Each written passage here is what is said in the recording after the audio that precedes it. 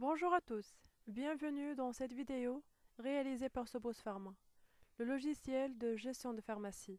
Cette vidéo est consacrée à une description générale des droits de timbre, où aujourd'hui je vais vous présenter les nouveautés de la loi de finances en 2018.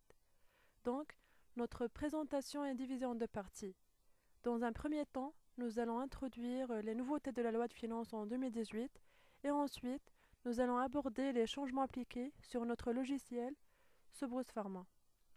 Le projet de la loi de finances vient d'être adopté en 2018.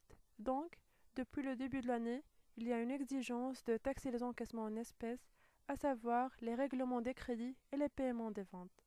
Et au lieu de déclarer et payer les droits de timbre d'une façon trimestrielle, ce dernier est désormais mensuel. Bien sûr, quelle que soit la taille de l'entreprise, même les entreprises qui ont un chiffre d'affaires inférieur à 2 millions de dirhams, ils doivent aussi payer ce montant. Mais comment calculons ce montant? C'est ce qu'on va voir à la suite de cette vidéo. Comme vous voyez ici, le calcul des droits de timbre est fait sur la base des encaissements en espèces.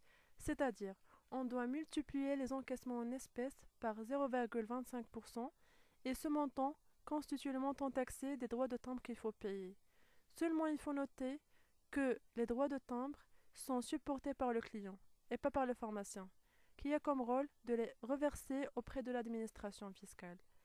Passons maintenant à la phase pratique, où je vais vous montrer les principaux changements appliqués sur notre logiciel. Avant tout, il faut noter qu'il faut activer cette option dans Paramètres.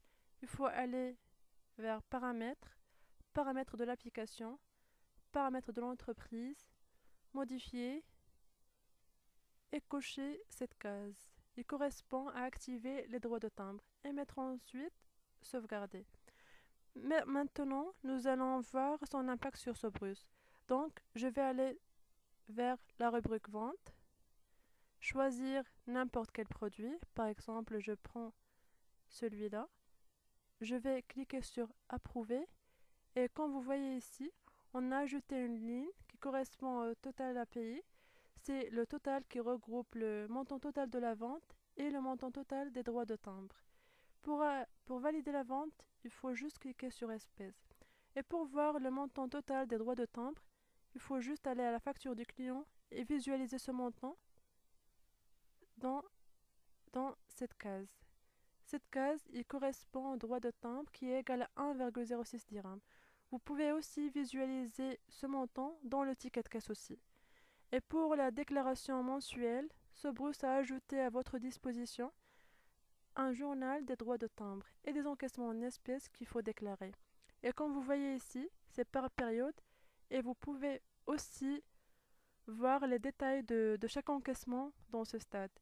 Sobrus a mis à votre disposition tout un formulaire pré-rempli qui contient la date, les informations de l'entreprise, le montant total des encaissements et le montant total des droits de timbre correspondants qu'il faut déclarer auprès de votre administration fiscale. J'espère que vous avez bien compris cette charge fiscale. Je vous remercie pour votre attention et je vous dis à très bientôt. Merci.